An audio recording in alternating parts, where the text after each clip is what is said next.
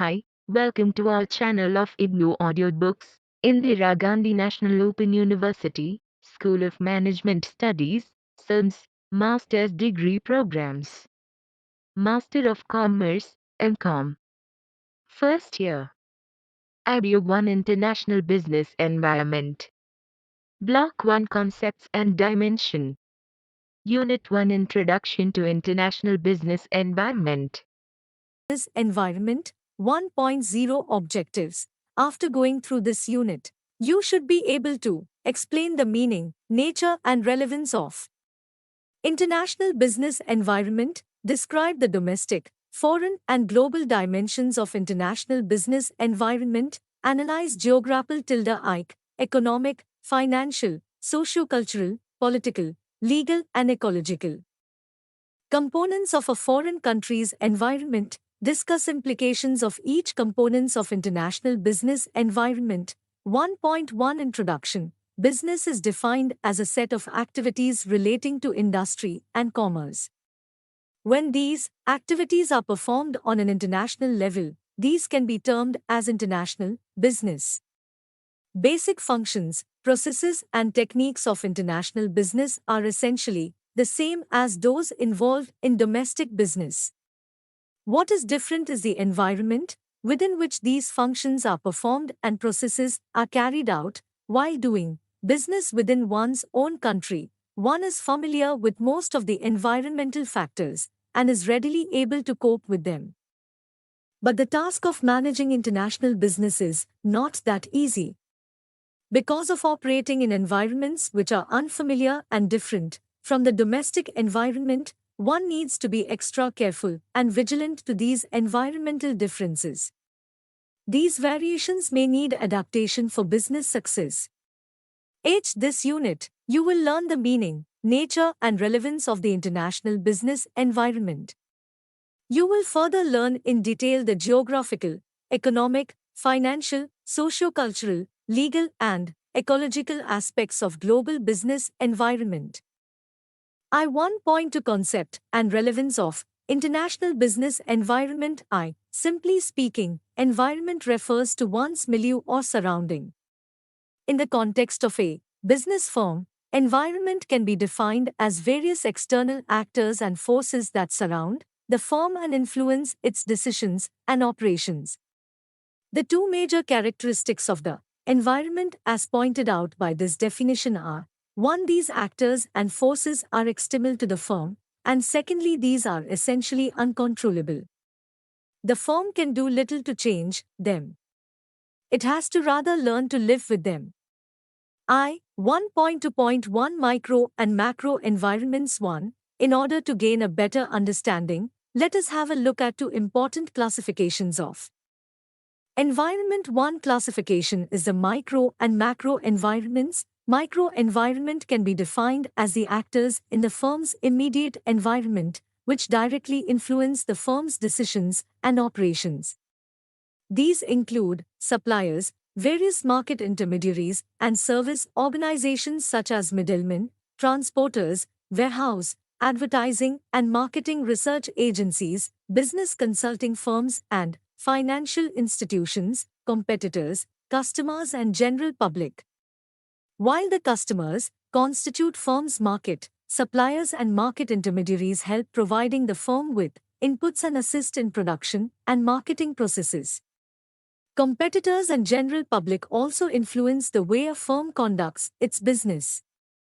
Macro environment, on the other hand, consists of broader forces which affect the firm as well as other actors in the firm's micro environment. These include factors such as geographic, economic, financial, socio-cultural, political, legal, technological, and ecological forces. Firms need to continuously monitor changes in these environmental forces and devise strategies to cope with them. 1.2.2 Domestic, foreign, and global environment. Another way of understanding various factors constituting international business environment is to divide the various factors into three broad groups: domestic, foreign, and global environments. This classification is based on the location at which environmental actors and forces exist and operate. Look at Figure 1.1, where a schematic presentation of these three levels of environment along with their components has been shown. In the figure, innermost circle represents firm's business strategy and decisions with regard to production, finance, marketing, human resources, and research activities. Since these strategies and decisions are made by the firm, they are called controllables. Firm can change them, but within the constraints of various environmental factors. The next circle represents domestic environment, and it consists of factors such as competitive structure, economic climate, and political and legal forces which are essentially uncontrollable by a firm. Besides profound effect on the firm's domestic business, these factors exert influence on the firm's foreign market operations. Lack of domestic demand or intense competition in the domestic market, for instance, have prompted many Indian firms to plunge into international business. Export promotion measures and incentives in country have been other motivating factors for the firms to internationalize their business operations. Since these factors operate at the national level, firms are generally familiar with them and are able to readily react to them. The third circle represents foreign environment consisting of factors like geographic and economic conditions, socio-cultural traits, political and legal forces, and technological and ecological facets prevalent in a foreign country. Because of being operative in foreign market, firms are generally not cognizant of these rupees and their influence on business activities. The firm can neglect them only at the cost of losing business in the foreign markets. The problem gets more complicated with increase in number of foreign markets in which a firm operates. Differences exist not only between domestic and foreign environments, but also among the environments prevailing in different foreign markets. Because of environmental differences, business strategies that are successful in one nation might fail miserably in other countries. Foreign market operations, therefore, require an increased sensitivity to the environmental differences and adaptation of business strategies to suit the differing market situations. Figure 1.1, International Business Environment. Look at the screen. The uppermost circle, viz. Circle 4, represents the global environment. Global environment transcends national boundaries and is not confined in its impact to just one country. Global environment exerts influence over domestic as well as foreign countries and comprises of forces like world economic conditions, international financial system, international agreements and treaties, and regional economic groupings. Worldwide, economic recession, international financial liquidity or stability, working of the international organizations such as World Trade Organization, WTO, International Monetary Fund, IMF, World Bank, and the United Nations Conference on Trade and Development. UNCTAD, Agreement on Textiles and Clothing, ATC, Generalized System of Preferences, GSP, International Commodity Agreements, and initiatives taken at regional levels, such as European Union, EU, North American Free Trade Association, NAFTA, and Association of Southeast Asian Nations, ASEAN, are some of the examples of global environmental forces having worldwide or regional influences on business operations.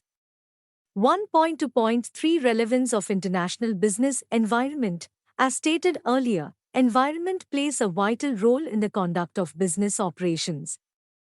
Especially in the context of international business, environment assumes critical importance as no two countries have similar environments and demand different business strategies to cope with differing business conditions. As the environment affects firms' strategic as well as tactical decisions, it becomes imperative for the firm to have in-depth knowledge of the domestic, foreign, and global environments.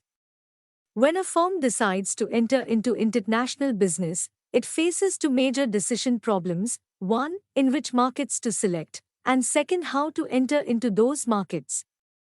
Both these decisions are strategic in nature and are greatly influenced by the environmental forces.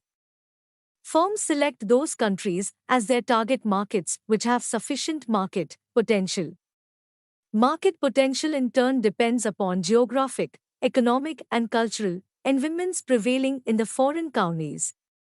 Demand for fans, for instance, will be more in countries which are geographically located in hot zones and where per capita income is high enough for the people to afford purchase of fans. Besides climate and sufficient income, electricity should be available to make the fans workable. Once the firm identifies countries with market potentials, it needs to decide as to what mode it should use for entering into those markets. A wide range of options such as exporting, licensing or franchising, joint venture or setting up wholly owned subsidiaries abroad are available to firms. Firms' actual choice of market entry mode is influenced by a variety of environmental factors. Exporting is desirable when it is economical to produce in the home country and there are no legal restrictions on import of given product in the foreign markets. In the case of import bans or excessive costs of transportation, a firm may choose to set up its manufacturing and marketing subsidiaries abroad. But this is feasible only when foreign governments are not averse to foreign direct investment and necessary raw materials and labor are available locally at competitive prices in the foreign countries. In countries where first condition is not fulfilled, the firm can go in for either licensing or joint venture as these entry modes are politically less objectionable. Environmental forces play an equally important role in shaping a firm's functional and tactical decisions. What should be the scale of production? Should the firm employ labor or capital-intensive techniques? How to finance firms' foreign operations? How much to repatriate? What marketing mix should the firm use? Should it hire local persons or employ foreign nationals? What should be their compensation package? Answers to these and other questions require in-depth analysis of the prevailing environments in foreign countries. Since the environments differ, firm cannot be much successful by falling back upon its domestic decisions and practices.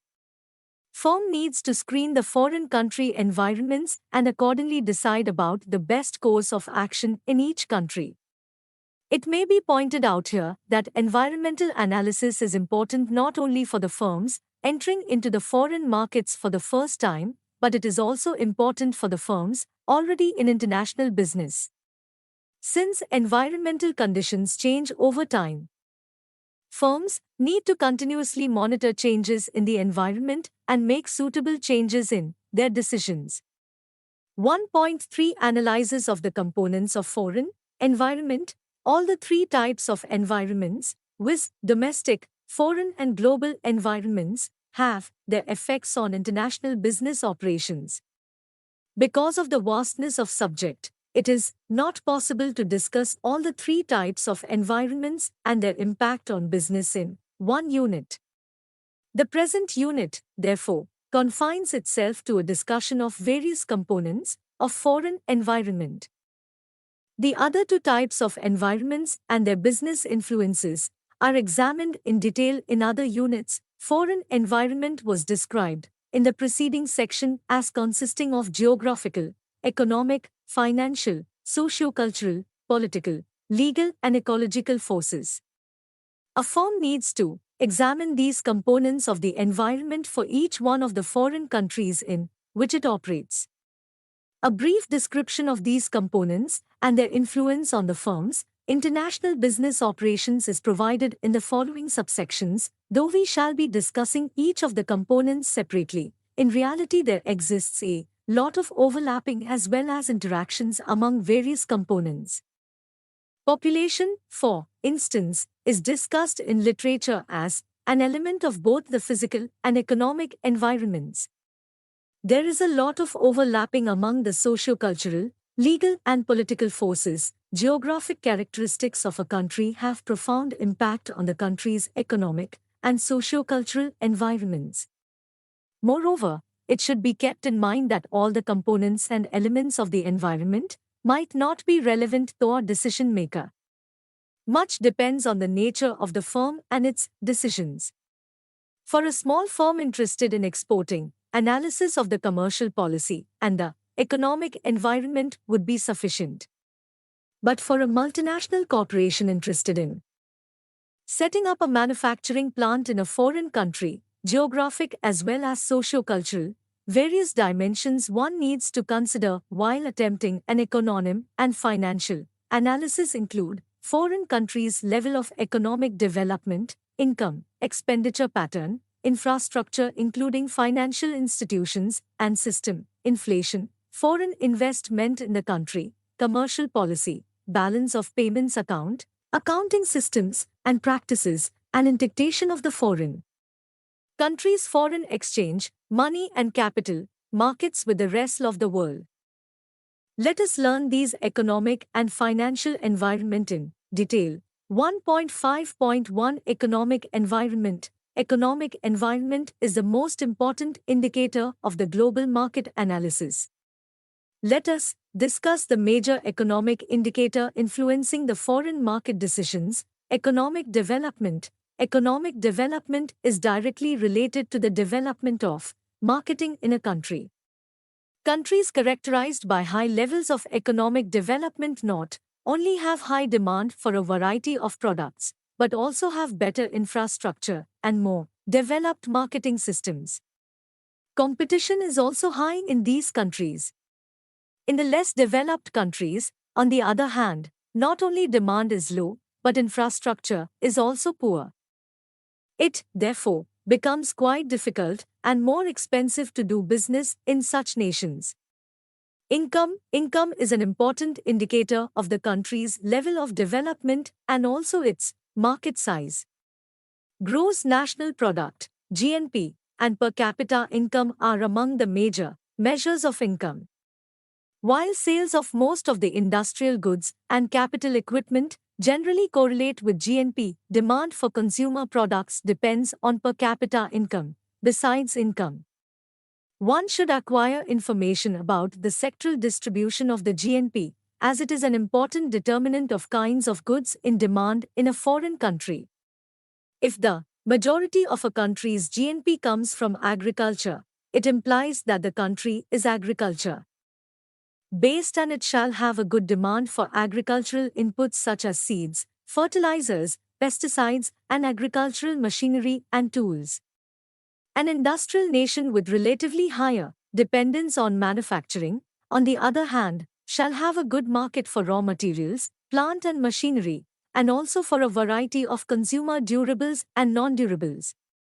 Though per capita income is a useful measure, it is not a foolproof measure of the country's development and prosperity.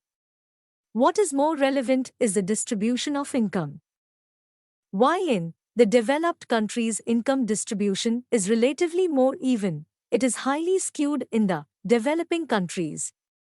Since only a small portion of the population accounts for 60 to 70% of the country's GNP and the rest are poor in the developing countries, market for high-priced product and non-essential products is limited only to select rich people. Expenditure pattern. Data on expenditure patterns are useful in judging as to how the money is spent on different items and which products receive more weightage. Infrastructure. Infrastructure is another vital dimension of the country's economic environment and is directly related to the country's economic development.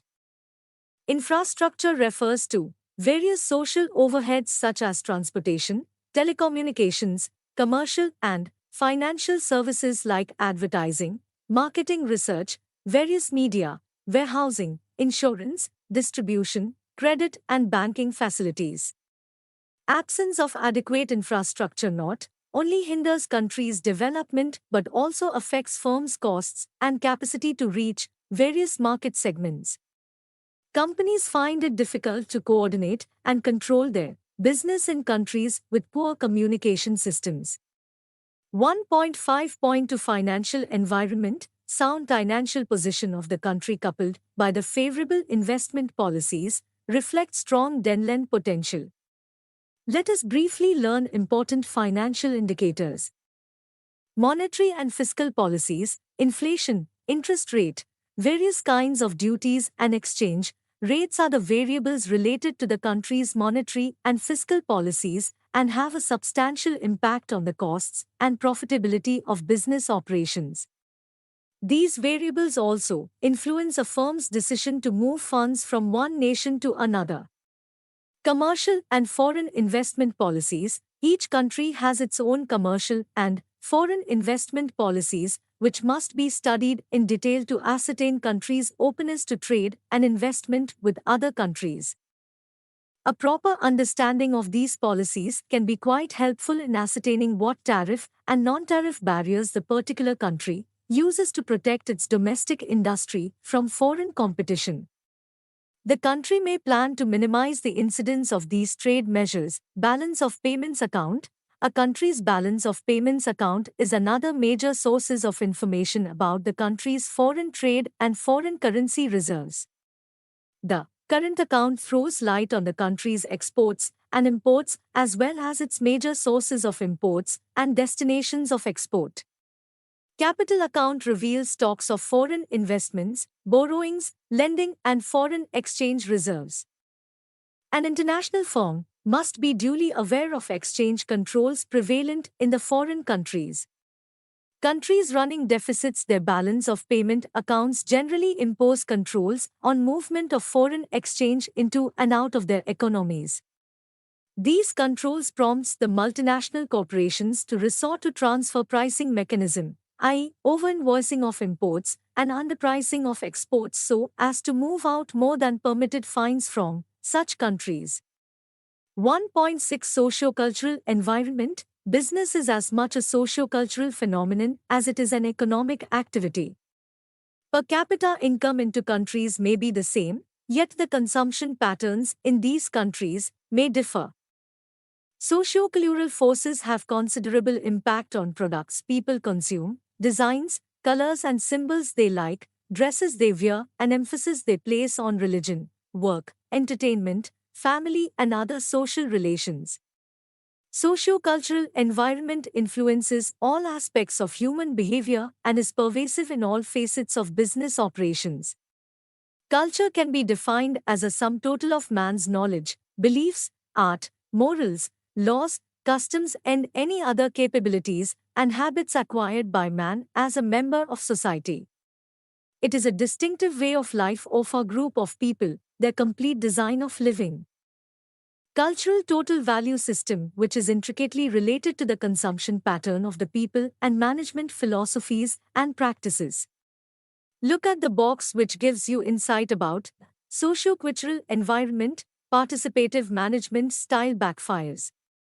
A production manager who had been sent to Peru from the United States was convinced that he could motivate to higher productivity by instituting a more democratic decision-making style. He brought in trainers from the home office to teach supervisors how to solicit suggestions and feedback from the workers. Shortly after the new why, they replied to the new production manager, and his supervisor apparently did not know what to do and were, therefore, asking the workers for advice. Obviously, the company would not last long with that kind of management, and workers, therefore, wanted to quit before the collapse because then everyone would be hunting for a job at the same time. The case illustrates how differences in workers' attitude towards authority can lead to serious personal problems. Latin Americans traditionally regard a manager as a patron, an authoritarian figure who has wide knowledge and experiences to manage the job. American managers' participative style led them to believe that he was not knowledgeable and experienced, hence asking for suggestions. Furthermore, within each culture there are many subcultures that can live business significance. For instance, in a country like United States, distinct subcultures prevail in the South, business environment, northeastern or midwestern parts. Subcultures are found in all national cultures, and failure to recognize them may create impressions of sameness which in reality may not exist. A single national and political boundary does not necessarily mean a single cultural entity. Canada, for instance, is divided between its French and English heritages, although politically the country is one. Because of such distinctive cultural division, a successful marketing strategy among the French Canadians might not effectively work among the English Canadians or vice versa. Similarly, a single personnel policy may not work with workers employed into different plants if they belong to different subcultural groups and differ in their work habits and underlying motivations. Elements of culture. Some of the important elements to understand a country's culture are language, aesthetics, education, religions and superstitions, attitudes and values, material culture, social groups and organizations, and business customs and practices. Language. Language is an important element of culture, and it is through language that most of the communications take place. An international marketer should have a thorough understanding of the language of the market, particularly the semantic differentials and idiomatic nuances, which are essential characteristics of all languages of the world. Dictionary translation could be quite different from the idiomatic interpretation of a language. When literal translations are made of brand names or advertising messages from one language to another by people who know the language but not the culture, serious mistakes may occur. When General Motors of Cly, United States literally translated its marketing phrase body by Fisher into Flemish language, it meant corpse by Fisher. Similarly, the phrase come alive with Pepsi faced problems when it was translated into German advertisements as come out of grave or in Chinese as Pepsi brings your ancestors back from the grave. When the American car called Nova was introduced in Puerto Rico, sales were poor until the company realized that the word Nova was pronounced as Nova, which literally meant in Spanish does not go. Sales were better when the name was changed to Carby. Aesthetics. Aesthetics pertain to a culture's sense of beauty and good taste, and is expressed in arts, drama, music, folklore, dance and the like. Aesthetics are of special interest to the international business executives, for these govern the norms of beauty in a society and are helpful in correctly interpreting meanings of various methods of artistic expressions, colors, shapes, forms and symbols in a particular culture. Colors, for instance, mean different things to different people. The color of morning is black in the United States, but it is white in the Far East. Green is restful color to Americans, but it is disliked by people in Malaysia where it connotes illness and death. Symbols also need to be interpreted correctly. 7, for instance, signifies good luck in the United States but just opposite in Singapore, Dan and Kenya. Use of number 4 should be avoided in Japan because it is pronounced as shi, which in Japanese means death. Sensitivity to the aesthetics of a society and their symbolic expressions can greatly help in avoiding socially embarrassing situations and correctly designing the products and messages. Education. Education is generally understood as formal schooling. But it is better to adopt a broader perspective and define education as any process, formal or informal, through which one learns skills, ideas and attitudes. Education is important as it affects not only the education levels but also the development of mental faculties and various skills. In general, educated people have been found to be more sophisticated, discriminating, and receptive to new products and ideas. Availability of educated manpower like skilled labor, technicians, and professional is also dependent on the country's education level. Media to be used by a company for promoting its products and services are also dependent on education level prevailing in the country. The conventional forms of printed communications, for instance, do not work in countries where literacy rates are low. Religions and superstitions. Religions are a major determinant of moral and ethical values and influence people's attitudes, habits and outlook on life, which are reflected in their work habits and consumption patterns. Dr. Ernest Diechter observed, in puritanical cultures, it is customary to think cleanliness as being next to godliness. But in Catholic and Latin American countries, to fool too much with one's body to overindulge in bathing or toiletries has the opposite meaning. It is that type of behavior which is considered immoral and improper. There are numerous religions and faiths in the world, with prominent ones being animism, Buddhism, Christianity, Hinduism, Islam, and Shinto. Each one has its own morals and codes of conduct. A working knowledge of the religions prevalent in the target markets helps in understanding people's work habits, underlying motivations, and consumption behaviors. Equally important are the superstitions of the people in a society. People's beliefs in astrology, hand reading, ghosts, lucky days, and places are integral part of certain cultures. In some countries, single-story houses are preferred because it is considered bad to have another's foot on one's head. Location of a building and its architecture in many Asian countries is governed by the principles of Vastushastra rather than. Americans in general are more receptive to change and risk-taking, but people in many societies are averse to change and risk-taking. They prefer doing what is traditional and safe. New products are not accepted unless these have the approval of local chiefs or religious leaders. Material culture. According to Ball and Michalak, material culture refers to all man-made objects, and its study is concerned with how man makes things and who makes what and why. While the question how relates to technology, other questions who, what and why are part of economics. Technology includes the ways and means applied in making of material goods. It is technical know-how in possession of the people of a society. Choice of technology has its repercussions on the size of investment, scale of operations as well as type and number of workers to be employed. Technology transfer has been a highly controversial issue in the past.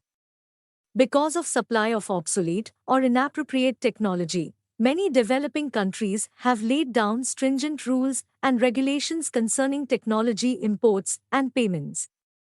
Since transfer of new technology is often riddled with workers' resistance to change and public criticisms, multinational corporations are advised to have suitable action plans to counter such opposition. Economic aspects of material culture, i.e., who, what, and why, have already been discussed in subsection 1. 5.1 It is suffice to say here that these elements influence the levy of demand as well as types and quality of goods in demand and consumption pattern in a society.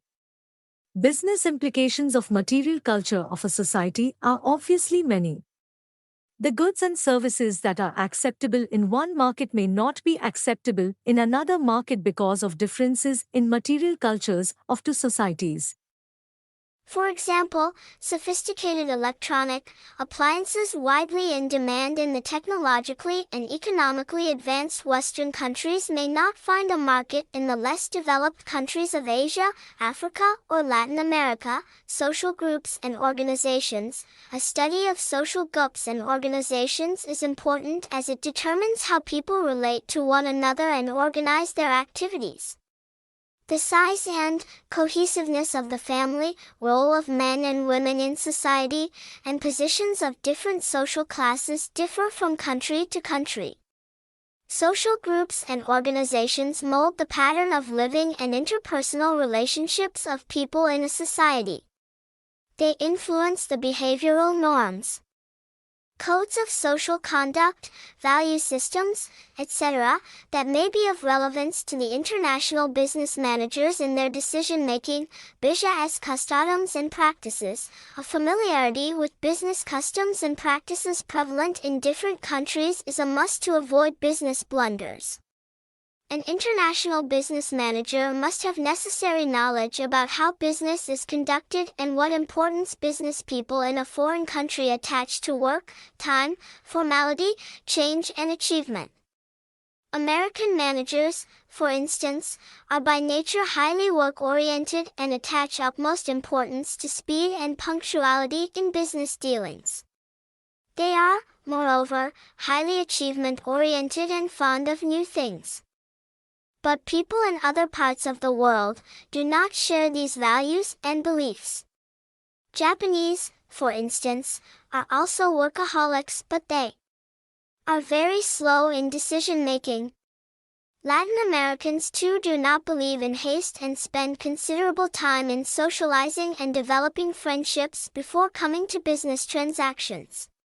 A person dealing with people from different cultures should be well aware of differences in the number and nature of stages involved in business negotiations and formalities to be observed in concluding business contracts. While in countries like the United States it is necessary to have final agreement in writing, this practice is not really appreciated in many West Asian countries where oral agreement alone is considered more than sufficient. 1.7 Political environment.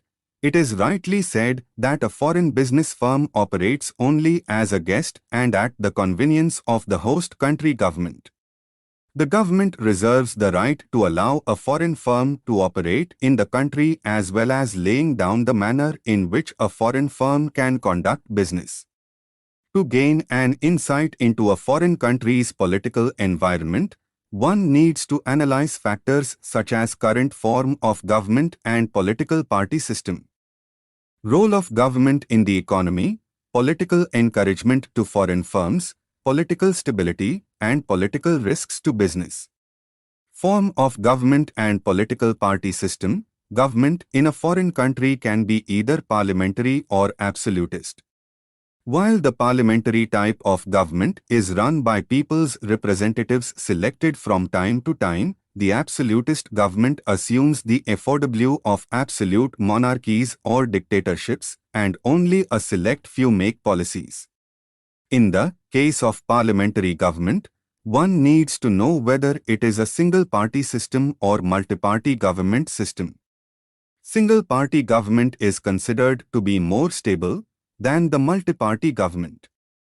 Political ideology and role of government. Besides political party system, one must have knowledge about the political ideology and government attitudes toward foreign business and investment. In addition to regulatory role, government itself can be directly involved in business. In such cases, government enterprises emerge as dominant players in the market and pose tough competition to the foreign firms. Even supplying goods and services to the government agencies is not hassle-free. Because of monoxonic power of the government organizations, it becomes quite arduous to negotiate prices and other terms with them. Political stability. Stability of the government and government policies are a major concern for the international firm. Since business decisions these days involve huge investments and are irreversible, what the foreign firms look in for is politically stable countries. Political instability can result from either change in the type of government, a shift in political parties that form the government, or change in the government policies without change in the government, or shifts in political parties. Political risk, which is defined as the vulnerability of a project to the political acts of a sovereign government, is a big threat to foreign business. The political acts leading to political risks can range from confiscation, expropriation, nationalization, domestication to restrictions on transfer of fines. Confiscation occurs when a foreign investment is taken over by a government without any compensation. Expropriation takes place when the government takes over foreign investment but some compensation is paid. The compensation may or may not equate with the market value of a firm. Nationalization affects the entire industry rather than a single company and involves transferring ownership of the confiscated or expropriated business to a national firm or government entity. Domestication is a mild form of intervention and involves transfer of control of foreign investment to national ownership to bring the firm's activities in line with national interest. It differs from expropriation in the sense that it is gradual encroachment of the freedom of 16 operation of a foreign operator. Domestication can be either firm-initiated, government-initiated or predetermined. Whereas firm-initiated and predetermined domestication entail low-initiated or predetermined. Whereas firm-initiated and predetermined domestication entail low levels of risk, government-initiated domestication is quite risky and is ranked with expropriation. Another type of risk relates to a temporary or permanent blocking of fines. Unlike other kinds of risks, a business firm under blockage of funds owns the funds and property rights, but it cannot remit the funds or earnings back to home country. This was a common problem faced by Indians during Amin's rule in Uganda, although the government did not formally make any announcements regarding takeover of property. It became almost impossible for the firms to repatriate their earnings in any form. No doubt black money market operations may exist in any country. It is difficult for such operations to handle large scale of funds involved. International firms need a proactive approach to deal with political risks. An effective management of risks calls for recognizing the existence of various kinds of political types of risks and their consequences, and developing appropriate plans and policies to deal with such risks. 1.8 Legal environment. Every business firm operates within the jurisdiction of legal system. This is true of domestic as well as international firms. But the problem for the international firms is that the laws that they face in their home countries might be different from those encountered in the host countries. Advertising laws in West Germany, for instance, are so strict that it is best advised for the international marketer to get himself good legal counsel before framing his advertising strategy in West Germany. Similarly, there exist laws in European countries preventing the promotion of products through price discounting. These laws are based on the premise that such practices differentiate buyers. Different laws exist not only in the area of marketing mix variables but also for other business decisions like location of plant, level of production, employment of people, raising money from the market, accounting and taxation, property rights including immovable property and patent and trademark, cancellation of agreements. Besides directly influencing firms' business operations, laws affect the environment within which a firm operates in a foreign country. While one country may promote competition within its markets through its legal system, another country might try to protect its industry and thereby restrain competition. In the United States, for instance, antitrust legislation influences all mergers, takeovers, and business practices which we in restraint of trade. Courts' verdicts in this respect are governed by Paragraph 1 of Sherman Act. Gillette, for example, was prevented from taking over Braun AG of West Germany, which was an electric razor manufacturer, on the grounds that it could distort competition. A major problem with laws in different countries is that the legal systems of the world are not harmonized and are in fact based on contradicting legal philosophies. The legal systems that exist in different countries of the world are antecedents of one of the two legal philosophies, viz., common law and code law. Common law finds its roots in Britain and is practiced today in the United States, United Kingdom and Canada. The basis of common law is tradition, past practices and past rulings of higher courts who look upon similar problems within the accepted set of laws. Code law, on the other hand, is based on Roman law and is an all-inclusive system of written rules that encompass all eventualities. One important business implication of the two legal philosophies is that the judgments awarded in the case of a commercial dispute can be radically different. To illustrate, let us take the interpretation of non-fulfillment of required conditions of a contract under Act of God. Hat constitutes an act of God in code law is not necessarily the same under common law. Thus, while strike by workers may be looked upon as an act of God in code law, it will definitely not be a reason for non-fulfillment of the contract under the common law. In last few decades, efforts have been made to evolve international laws.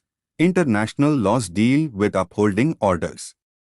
Originally, these laws recognized only nations as entities, but today these laws also incorporate role played by individuals.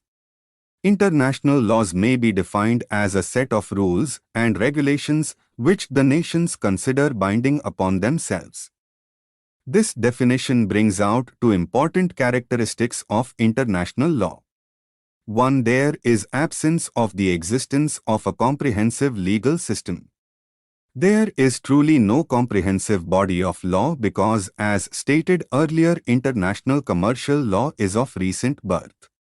This has had a direct bearing upon the existing administering authorities. As of today, there are only a few international bodies for administering justice.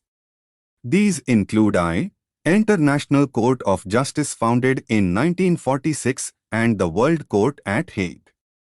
Second characteristic of the international law relates to the fact that no nation can be forced into these rules as stated in the phrase consider binding upon them.